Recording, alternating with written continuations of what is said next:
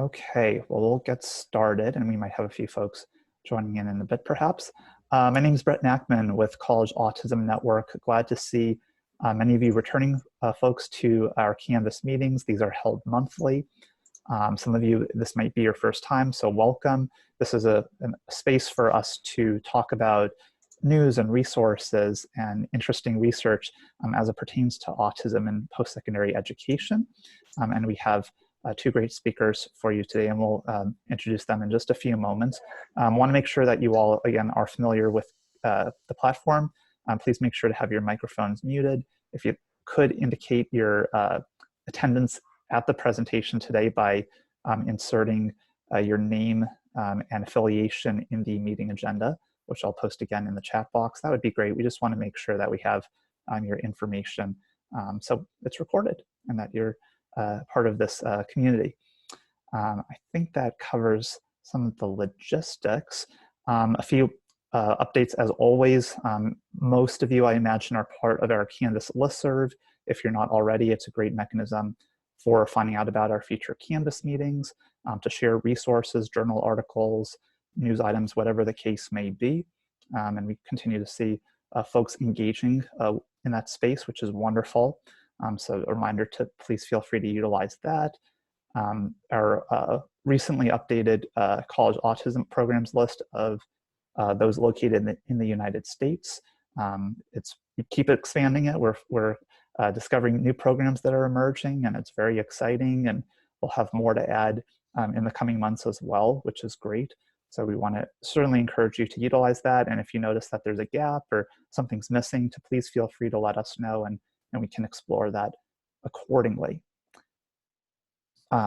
Next, before we have our main presentation, this is one thing we've been doing in our Canvas meetings is to try to really encourage more of a dialogue, and for all of you as experts of your respective fields of work to share resources and ideas and news items, whatever the case may be.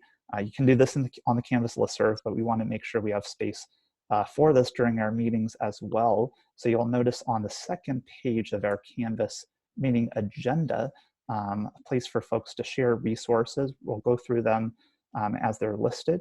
And if you don't have anything listed there at the moment, that's quite all right. You can feel free to drop things in the chat and or speak up about it as well.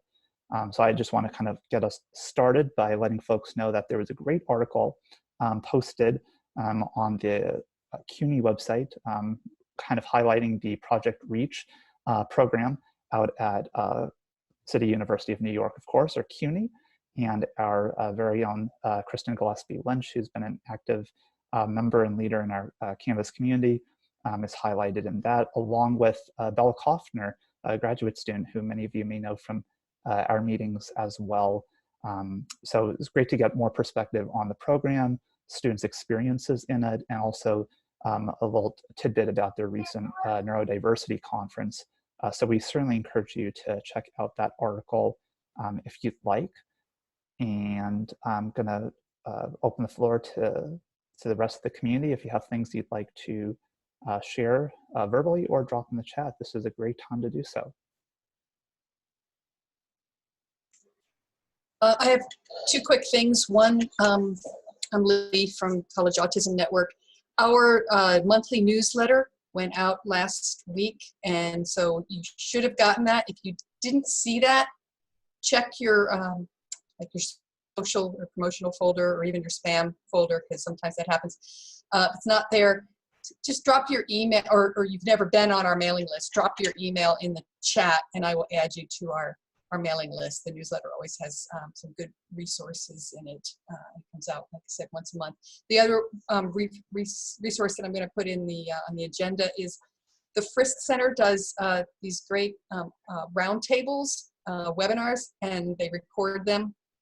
The most recent was on autism and romantic relationships, and I'm going to put in a link to their YouTube list of these webinars, and they're all about an hour long and really great resources for anybody who's interested in topics like romantic relationships, international perceptions of autism, disclosure and self-advocacy. So great resource from the Frist Center at Vanderbilt University. Thank you, Lee.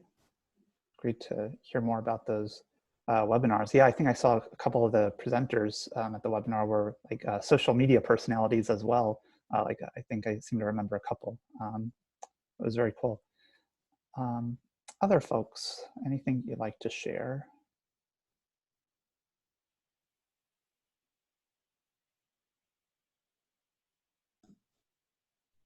I'll just say something really quickly. I just want to congratulate and present to our Canvas community the newly minted Dr. Brett Nachman. So we're very proud of you. Well done. Thank you, TC. Yes, very recently, unofficially a doctor. So that'll be finalized in May. So yeah, 400-page dissertation. It's a lot of work, so I'm excited to share it with folks. Thank you. Anything else folks would like to share with the community?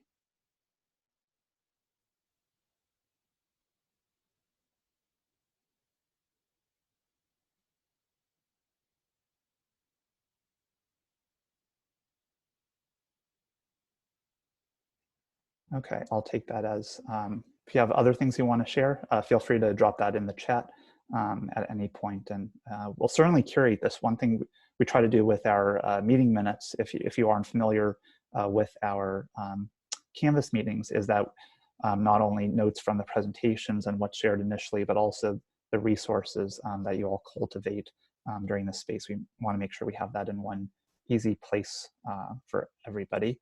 I'm going to turn it now over to our featured presenters, and I understand we also have another recent doctor in the house, one of our co-presenters, Dr. Craig Thompson, as well as postdocs, Dr. Melissa Black. Both are from Curtin University. We have to give them a lot of credit. It's, I believe, and please correct me if I'm wrong, I think it's 7 a.m. for all of you in Perth, and we really appreciate you being here to talk about the notion of autistic adults' success factors for employment and beyond. Both Craig and Melissa have been part of research studies looking at these topics. There was a good piece in the Journal of Autism and Developmental Disorders, or JAD, that was published last year, I believe, on the very topic. But I'm going to turn it over to Craig and Melissa.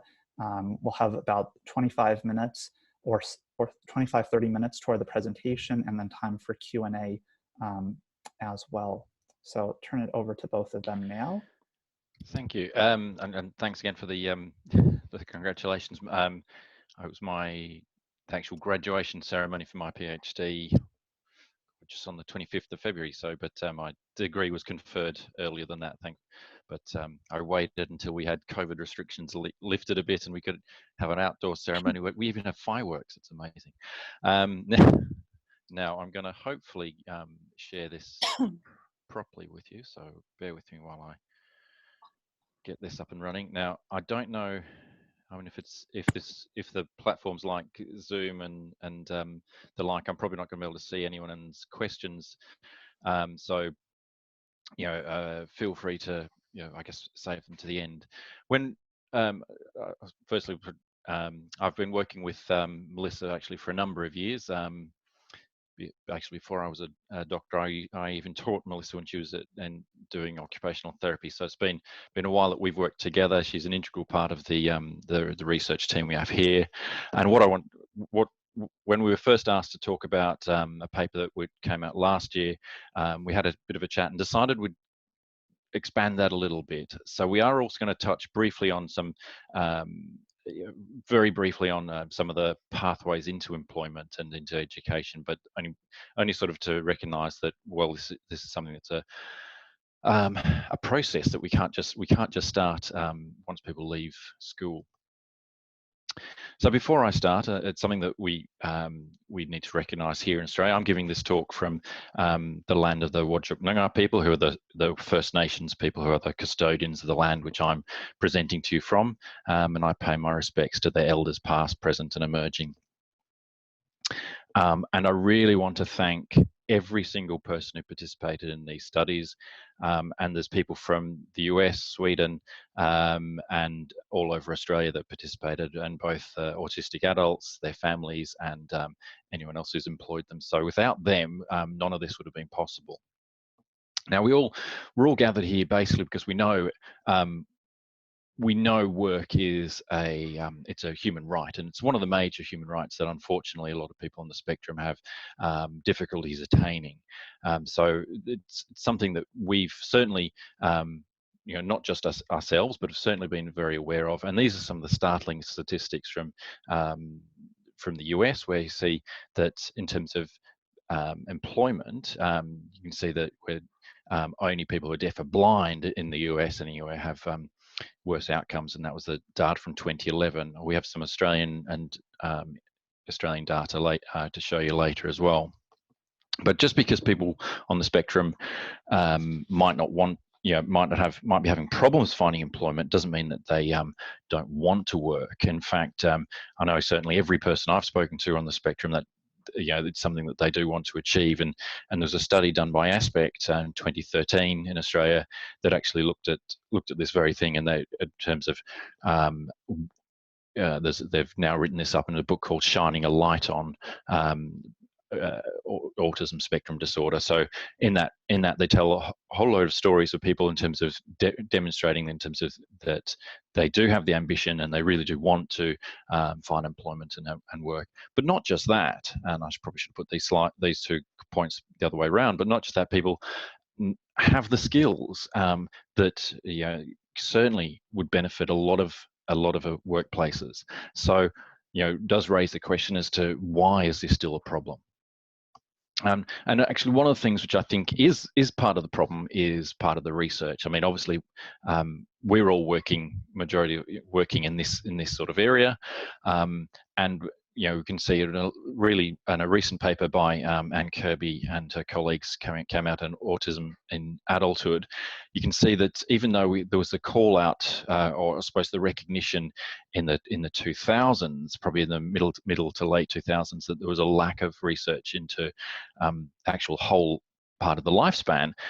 There's still where adults and autism are still lagging a long way behind in terms of research. And I think it was Pat Howland who probably was one of the first people who made the big call out highlighting this lack of research in the mid-2000s. And actually, one thing I would say is when I do share this PowerPoint with Brett, all of the actual titles that you see on the pages for the papers are actually hyperlinked, so we'll be able to just click on them and go straight to the paper. So I'm going to hand over to Melissa, hopefully seamlessly, so she can do this, and because I've got control, she'll let me know when she's going to be flipping slides. So we want to talk about success in employment. Yes, thanks, Craig. And just before I jump into some of the stuff, I just wanted to say thanks for inviting me along as well to present. And this is my first Canvas meeting, so really kind of excited to have the opportunity to see all the work that you guys are up to, and it all sounds absolutely amazing. So yeah, just thank you for the opportunity. But yeah, as Craig said, we're interested in success factors for employment for autistic individuals, and we thought that we might give you a little bit of an introduction into the ICF, or the International Classification of Functioning Disability and Health, which is something that we've used to guide a lot of the pieces that we're presenting, and in particular it guided a lot of the analysis in the paper that Brett was referring to previously, that's published in JAD, I think. So basically, if you're not familiar with the ICF is a psychosocial framework that provides a framework to understanding disability and health. And so rather than medical models of disability, this framework really emphasizes health and functioning. So it consists of 4 main components, including body functions and structures, activity and participation, environmental factors, and then you've got the health condition. So the ICF is really helpful, I suppose, to understanding employment and the factors impacting employment for autistic individuals, because employment's such a complex topic and it's influenced by multiple factors. So the ICF provides a really good way to actually understand what is actually influencing employment for autistic individuals or for any individual really. So if Craig, if I can get you to move to the next slide. Thank you. So this is just a super quick example just to help give an idea of how we actually take our data and then map it to the ICF. So this is just a super quick case study of someone called John. He's a 25-year-old with autism, and he has difficulties with neurotypical social skills and interacting with others, but he has a bachelor's degree in computer science. He's motivated to get a job, and he's passionate about computer game design, but he's having trouble getting a job, and he finds the interview process stressful. And as part of that, his potential employers have a very limited and poor understanding of autism. So that's our case study there, which, as you can see from that, it seems like there's a lot going on. But then, Craig, if you move on to the next slide for me.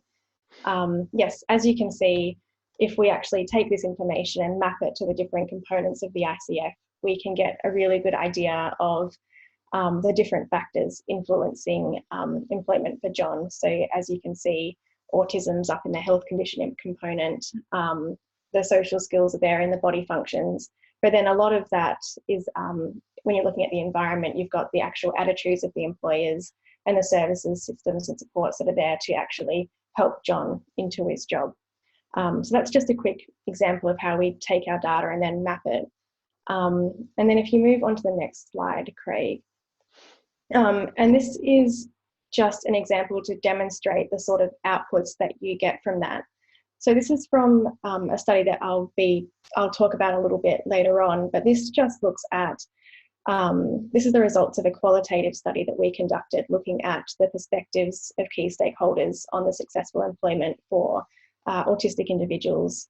And we did this across Australia, the United States and Sweden. And as you can see from actually mapping all of our responses to the ICF, we get a really good picture of what's influencing their employment success. So as you can see, the activities and participation, which might be the tasks that employees are given, and the environment, so the attitudes, the physical space, seems to be having quite a significant impact on employment rather than body functions, which do still appear to play a role, but from mapping it, you can see how clearly these different factors actually influence employment. So that's just a very quick intro into some of the ICF and might help to contextualize some of the results for the next studies to come. Thanks, Melissa. So in terms of, this was the paper that has actually that Brett asked us to present. So thank you for the interest in this paper. It was actually supposed to be part of my PhD, but thankfully we decided my PhD was already large enough, and we removed this for Jessica Drever to lead in her honours research. So in terms of the why we were looking at this, initially we were wanting to highlight a series of positive case studies, and out of that started to flow the idea that, well, let's broaden that and start to look at, well, what is it that actually helps the employers that have some success with their with working with people on the spectrum? What is it that actually makes it work for them? So in broad terms, I mean, you can see in Australia, to me, the statistics are really quite stark. We have 42% of people on the spectrum actually engaged in the labour market, compared to 53% with disabilities and 83% without. These numbers will, of course, be out of date because of what's going on with COVID now. In Sweden, unfortunately, they don't differentiate between the different types of disabilities in terms of their statistics, but you can see that they're overall, people with disabilities are closer to the people who don't have disabilities in terms of the labour force participation. And part of that is actually, a big part of that is one of the organisations, which I'll briefly touch on in a moment. But one thing that we certainly have found, as I mentioned right at the beginning, is people on the spectrum do certainly have lots of strengths and actually have some skills which are really valued. For example, in our school at Curtin University, we actually employ I think at the moment it's only 2, but we have a group of up to about 5 or 6 people on the spectrum who help us with aspects related to statistics and data analysis and all sorts of aspects of the research that we do. So we've certainly valued their input, and there was one sort of case study as such is a young man who I think he has 4 degrees, and I think he's enrolled in his PhD at the moment in law, which will become his 5th degree. But he's absolutely amazing, in terms of the breadth and knowledge and skills that he's got, and every workplace he'd been to this point, he'd felt like he didn't fit in, and he was bullied, and all these sorts of things, and never was a success in inverted commas. So what we were interested to find out, well, what is it that makes things different in these organizations where it does work? So we interviewed 16 line managers, some of them from Sweden, and 4 company directors, some from Sweden and some from Australia. Now, the one thing we need to be mindful of is that in Sweden, all the participants were from an organization called Samhall. Now, I'm probably murdering the pronunciation from the Swedish, but no one will be able to tell me off today. But Samhall is a non-for-profit organization which was set up just to help people who have disabilities, gain experience and actually maintain work. So these people, in some ways, you could even think of it almost as a gold standard, that this is all they do. They only work with people who have a disability of some sort, and regardless of whether we argue that what we think about autism, they have lots of people on the spectrum who are employed through them into different companies. And then other companies were some other companies were from universities in Australia, the Commonwealth departments in Australia. I know one was a science communication organisation in Australia. One was retail, so horticulture. So it was quite a mixture of people who, in terms of employed people on the spectrum. In terms of the process that we followed, so Melissa gave you a little bit of a brief snapshot of what working with the ICF is. So what we did was we recorded all the interviews. They were transcribed verbatim.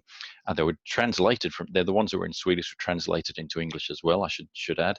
And then the process is really time consuming, and where there is some very specific rules in terms of how you pull what's referred to as meaningful concepts out of the data. So we spent hours and hours pulling the meaningful concepts out of every single interview, feeding them to whether someone was talking about the body structures and functions such as their memory or attention, or social skills, activity such as talking, or participation such as communication. So we could actually pull out all of these components and say, well, is it policies that are helping, or is it that, or they're hindering, or is it that it's an individual with relationships in terms of an environmental factor that's making a difference? So we were able to, in a way, a little bit more objectively, because it's a qualitative study, actually look at what some of these components are. We then did a thematic analysis of those as well, so we could come up with how do these processes map to tell us what's actually helping.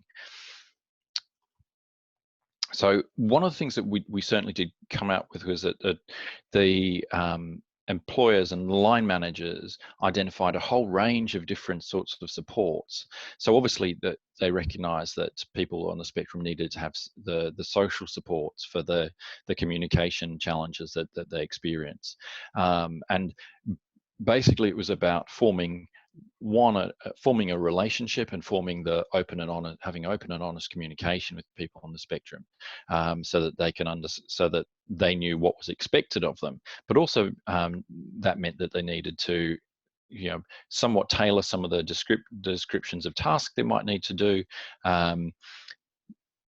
in terms of help, in terms of creating some adaptive strategies, in terms of how activities were organised. I know, for example, one of the interviews which I did as part of the study, I was speaking to a line manager who said that the participant, she was amazing at her job, but there were times that she just needed to take some time away to decompress, and to come off the floor in terms of it was the science museum as it listed in the program, in the paper, so she could take some time to manage some of the sensory issues, because she was communicating science to school children, etc. So she needed to at times step away from those situations to be able to manage that. They needed to have some cognitive supports, reassurance, encouragement, some help strategies to help problem solve, the employment support services which were embedded in there as well. So sorry. In Australia, in Western Australia, there's an organisation called AIM, which is it's an employment service provider just for people on the spectrum, who in some cases actually were lined up with the in terms of with the employee to help with work as a third person to support some of those strategies as well. And of course the vocational training support, such as making sure that other people in the organization knew a little bit more about autism, helping people get to work if need be in terms of transport training, etc. So what they employed to actually help people, I think most of these strategies sound like they're things that would work for just about anybody, which is one of the things which I will mention later in one of the other slides as well. So what did we find? Well, we found that there were three main themes in terms of the what supported people on the spectrum, which was knowledge and understanding of the workplace. So obviously that's somewhat skewed by Sam Hall, and also, but you can argue it's also skewed by all the Australian areas as well, because they'd all been employing people on the spectrum for quite some time. The work environment itself, in terms of the structures and supports were in place, were important. Having adaptive communication strategies, strategies to have supportive relationships between co-workers, and finally making sure you had the correct job match. So making sure that the employers maximized the strengths that the person on the spectrum had, and matching them to the job, so that was one of the other key components.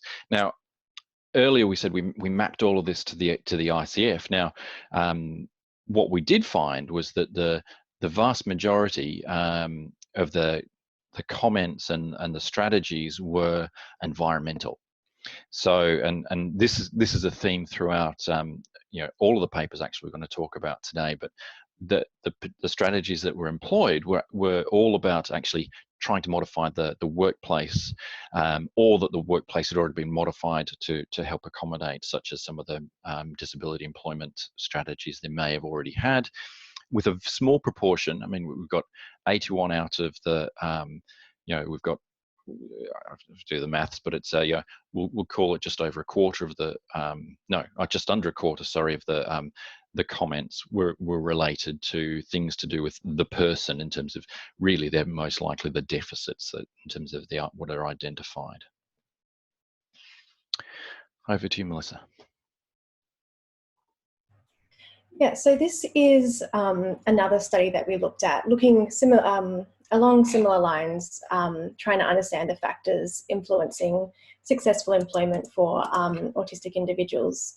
So this was part of a policy brief that we conducted with the International Society for Autism Research. And this involved a pretty large collaboration with researchers in the US and in Sweden, as well as here in Australia. So this was a pretty massive team effort. And if you're interested in who was involved in that and the actual details of the methods, that sort of thing, then you can look at the paper and the acknowledgements at the end of the presentation. But For this, we were interested in looking at the factors influencing employment across all the stages of employment. So from getting ready to go for a job, like getting ready for the interview process and finding a job, to starting a job and actually getting employment, but then also maintaining employment, because we found from previous studies that people might go into work, but then it doesn't actually last too long, and there's it might not be a great fit, and then they don't actually maintain employment. So we were kind of interested across that whole spectrum. So we're interested in the success factors, but as well as the barriers.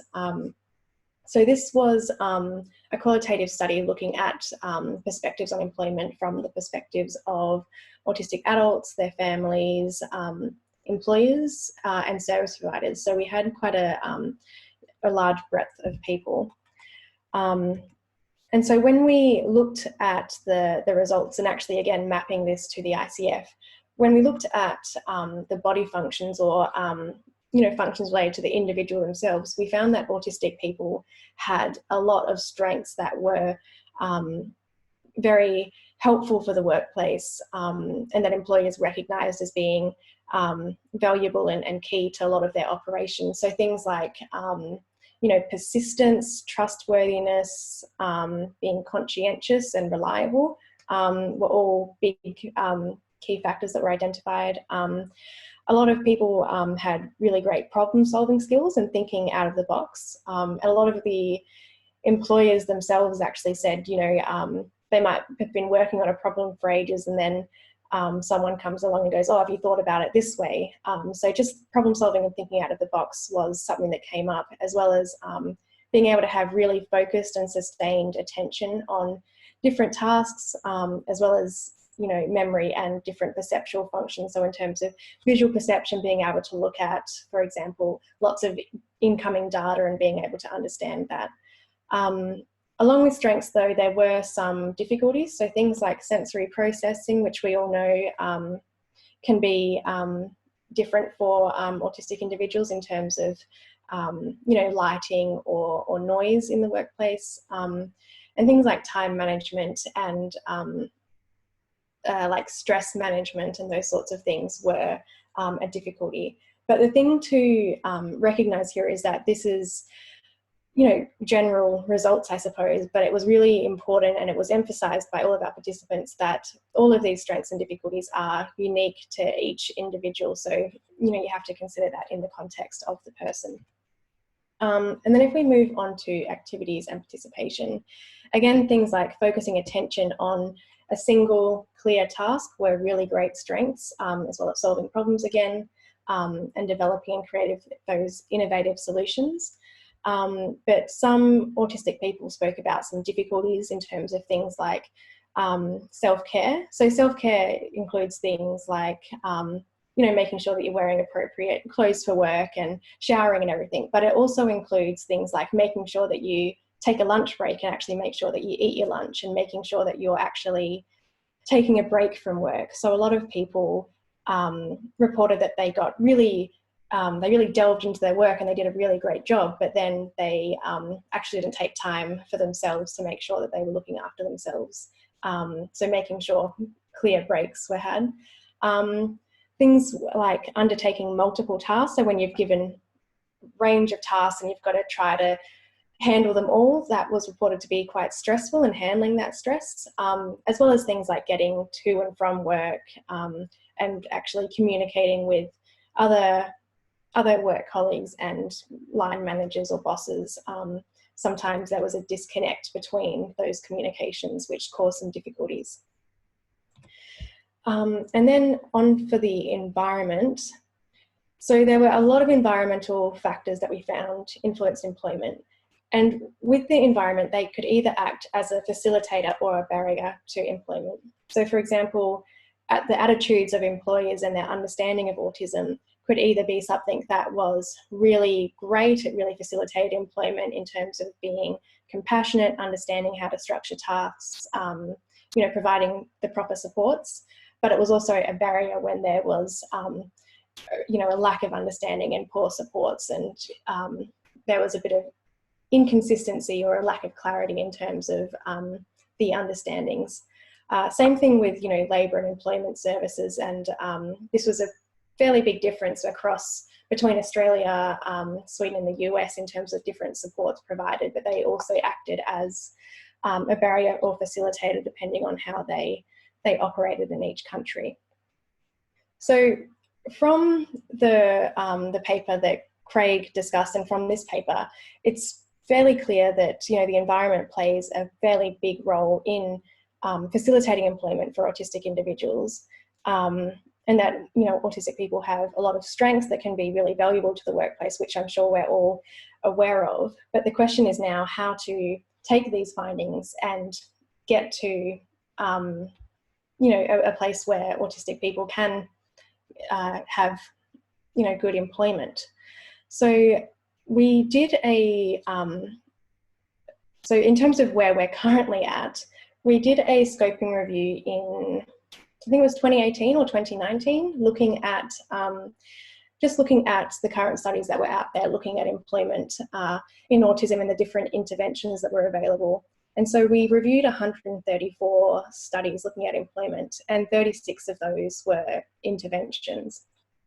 And when we actually looked at the interventions that were currently being employed in workplaces and how people were trying to improve employment outcomes for autistic individuals, all of the interventions focused on trying to remediate deficits in the person. So looking at how we can improve social skills or how we can improve individual characteristics. And no single intervention actually looked at how can we change the environment. So, environmental changes can be upskilling employers, providing an understanding of autism, or, physical changes like considering, the lighting, the noise level, the clutter in the room. So that's where we're at now. And from our previous research, I think it's clear that we need to be moving towards a more of a focus on strengths in the environment.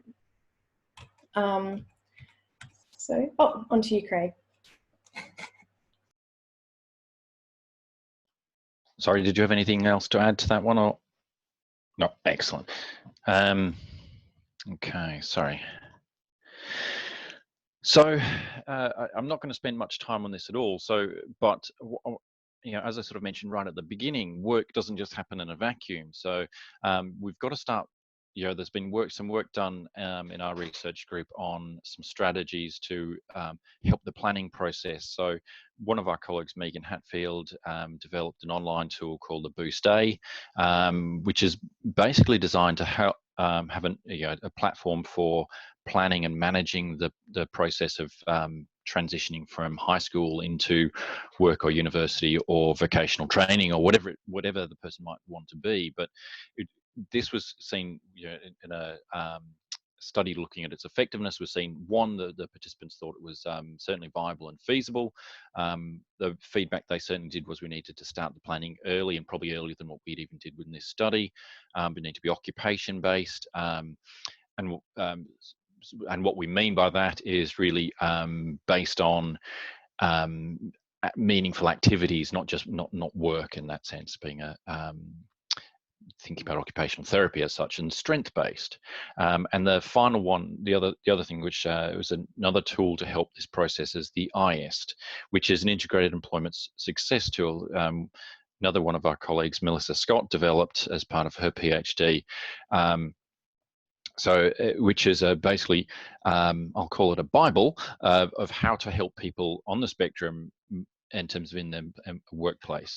And certainly some of the feedback which we got from employers when they were looking at rolling this out was that the strategies here were useful for everybody.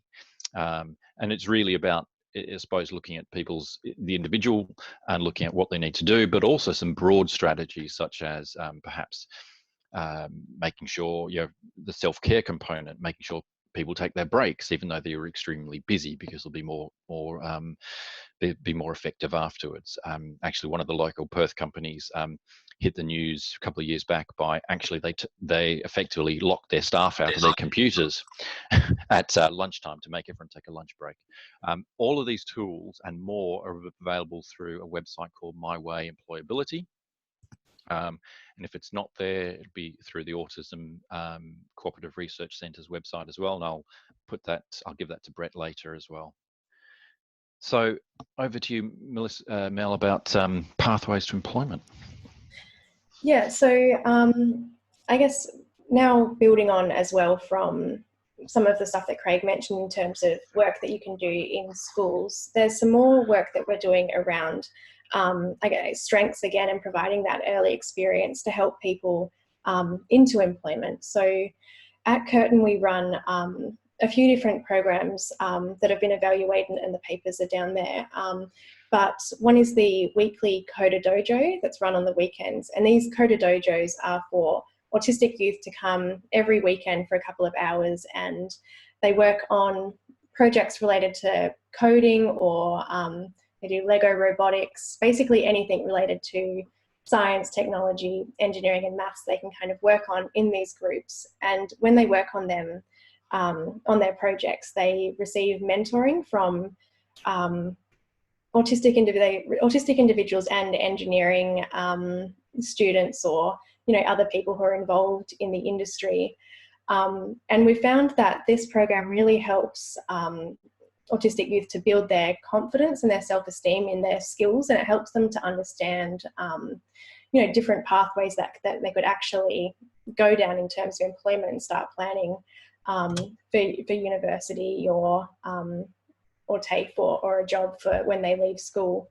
And just touching very briefly on a question about the neurodiverse cohort, which we'll also talk about later, but with the mentors, with the autistic mentors, we've found that having the mentors as part of that group who are autistic and providing support to the youth, it really helps them to see, I guess, success stories, and to see what they're capable of, and how, just to kind of see how someone can, with the right supports, be quite successful in employment. So I think having the autistic mentors in there as well is really important, because they're much better understanding what the youth are going through and how to support them.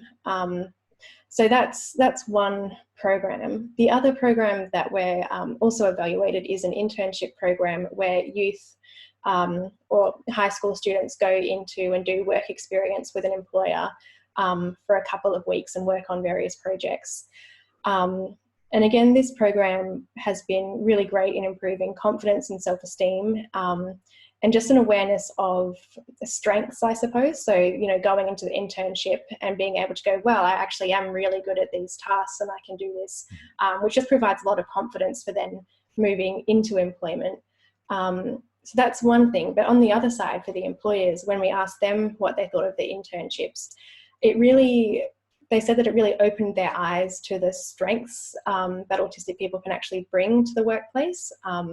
I think they were quite impressed with what the interns could actually do, and they made a really great contribution to each of their workplaces. So again, that builds some understanding and some insights into the contribution and value that autistic people can actually have in the workplace from a business perspective as well. So those are two programs which kind of provide those pathways into hopefully better employment outcomes.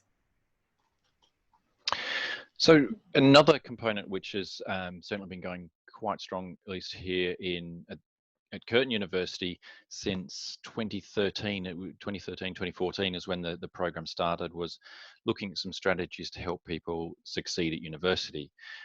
So what we've done some research, or a lot of it was done as part of my PhD, and there's been a couple of other studies as well, looking at, well, how is it people manage through university if you're on the spectrum? What are the strategies we can do, we can help with? So one thing that certainly has come through all of the papers here is that the generic supports, i.e., and I mean the university generic supports, which are things, being a lecturer as well, you're seeing students who get extensions or some changes to assessments aren't themselves going to be enough. Instead, what we need to do is to actually dial into have more individualized and contextualized supports, and also recognizing there are social supports which are needed, and the specialist peer mentoring is one approach of that. Now, the way it runs here at Curtin, and it happens at various universities in the US and Canada as well, and Tasmania, there's a program. But at Curtin, what we do is we have postgraduate university students who are doing a graduate entry master's program in occupational therapy or speech pathology, and some psychology students.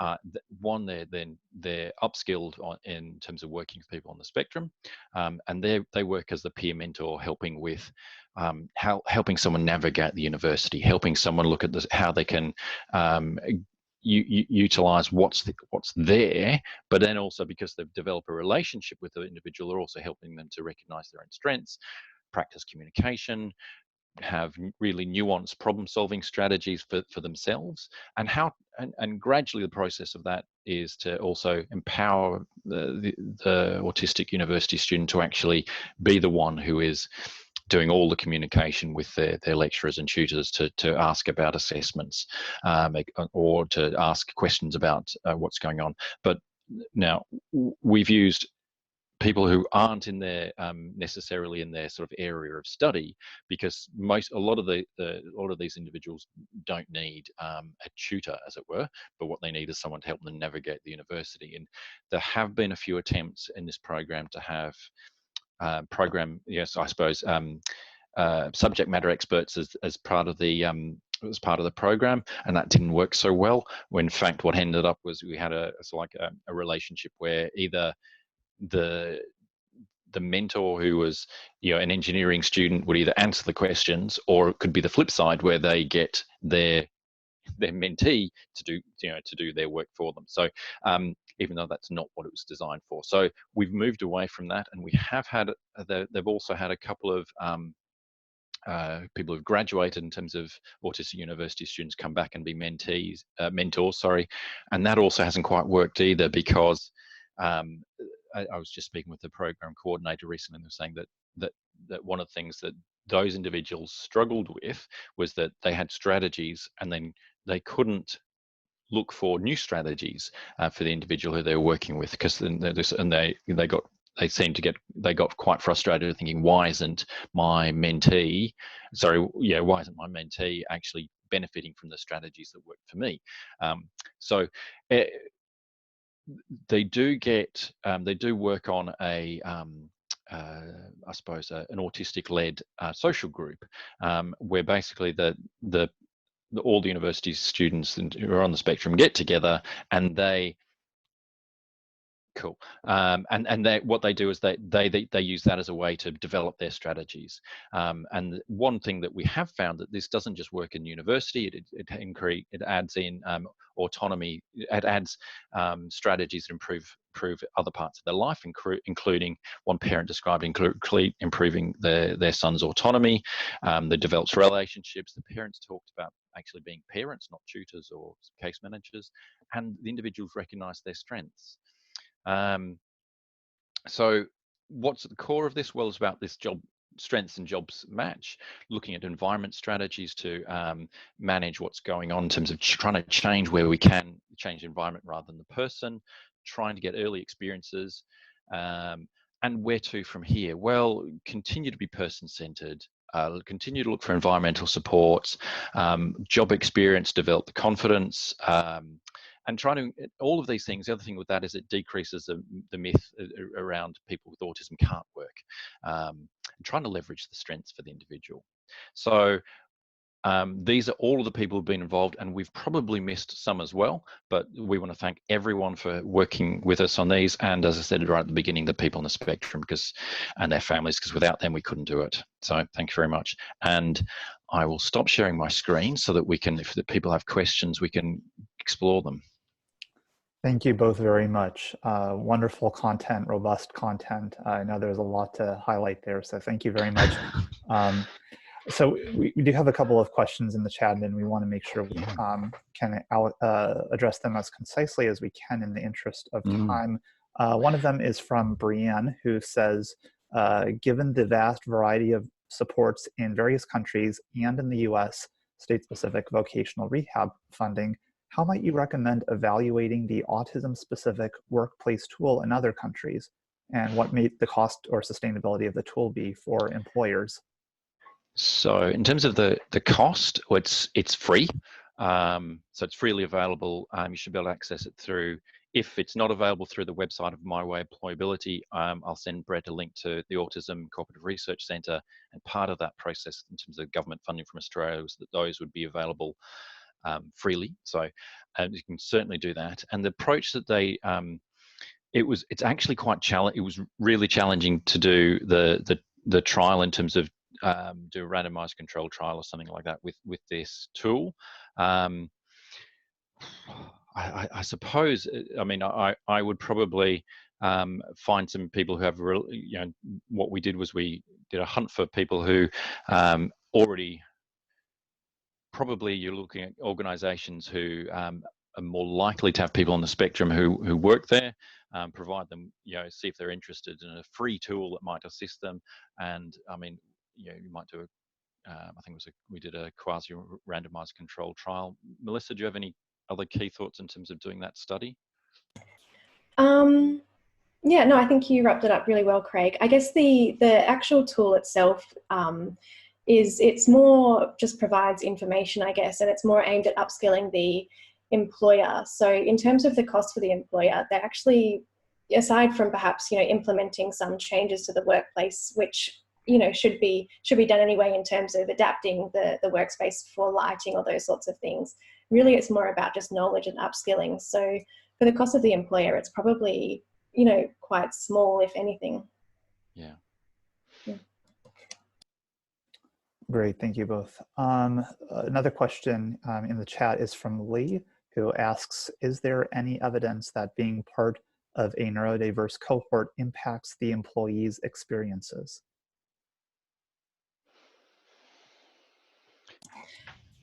Yeah, that's an interesting question, and we haven't.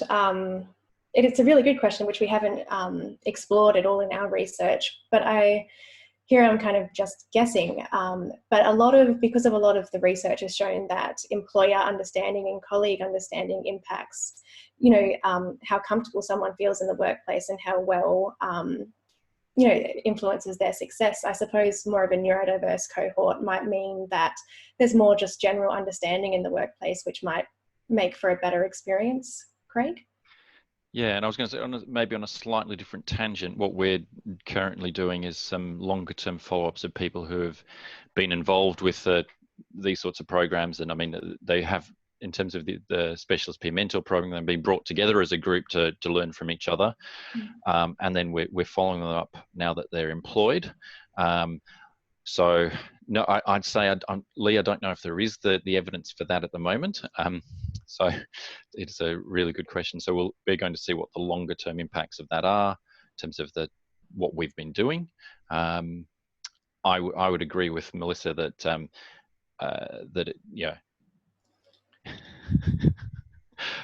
interestingly, I'm starting to do some work on physical activity. So because of some of the other challenges that are going on. But yeah, or Lee, this could be for you. What are any further questions we've got?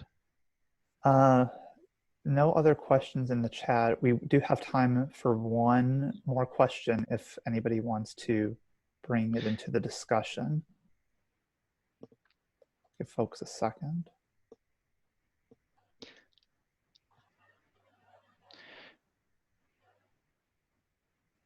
Okay, Kristen, you got the last one.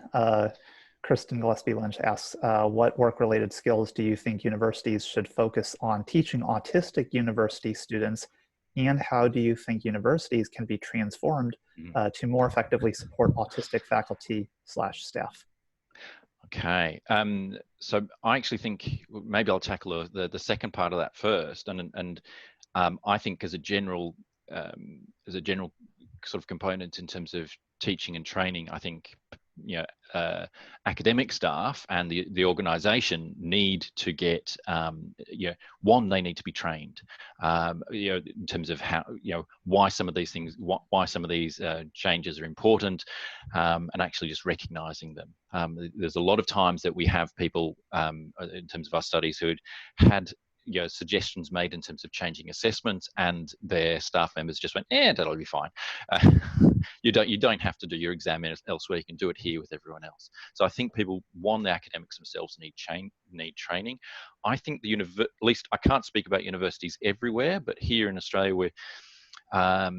we're trying to be open to diversity broadly. So I think there'd be willingness to accept some of that information. That would be a real generational change. We'll need some of the older people to unfortunately retire before that happens. In terms of the universities, what skills they should do, it's a bigger than, I actually think it's probably the focus around the executive functioning, some of the problem solving strategies, etc. But I'll be honest, teaching other 18, 19, 20-year-old students, they would also benefit from that. I don't think that that's something that's unique. The component which becomes unique is around some of the communication, and probably around doing generally doing communication skills for everyone. I mean, I've certainly noticed that things are very, things are quite different in terms of the communication of my 18 and 19-year-old students compared to people who I studied with a number of years ago as an undergraduate. So I think communication, and I think executive functioning, problem solving, etc. The other thing is obviously, and then it comes down to the individual, about trying to giving students opportunities for success in communication. And I think most universities are doing some of those things. I don't, in terms of communicating with their peers, etc. I actually think making sure we don't move everything online is another key thing. But that's just me. Yeah. A lot to think about. We are at the hour mark, so I want to be mindful of that. Thank you both, Dr. Craig Thompson, Dr. Melissa Black, for your time, for getting up early for this. We really appreciate it. And I imagine you'll be able to share some of the materials and resources after the fact. Yeah, as I said, I'll send you the PowerPoints, Brett, and obviously the other thing I'll add to the last slide are our email addresses. If anyone has any questions, just drop us an email. We're more than happy to either have we've had many a late night Zoom call with people in the US, so we're more than happy. So it's great to be invited to talk to you about our research, and I'm glad there's lots of people interested in this topic. Absolutely, and as a reminder to folks, we will have this available in the form of a video. If you want to look back at this, we'll share that in the coming week along with the meeting minutes. To give everybody a heads up of our next Canvas meeting, it is set for Thursday, April 22nd at 12 p.m. Eastern Time. Just realized that is Earth Day. And the focus is on social skills interventions for young adults fitting into a neurotypical world, ? And that comes from our colleagues at University of Delaware, the Spectrum Scholars Program. We'll have Dr. Jess Monahan and Dr. Brian Friedman as our main presenters. We'll look forward to seeing many of you back here in April. And in the meantime, to please stay apprised of different items on our listserv. So we wish all of you a good evening, and our friends in Australia a good day ahead. So thank you all for being here. Thank you very much. Thanks.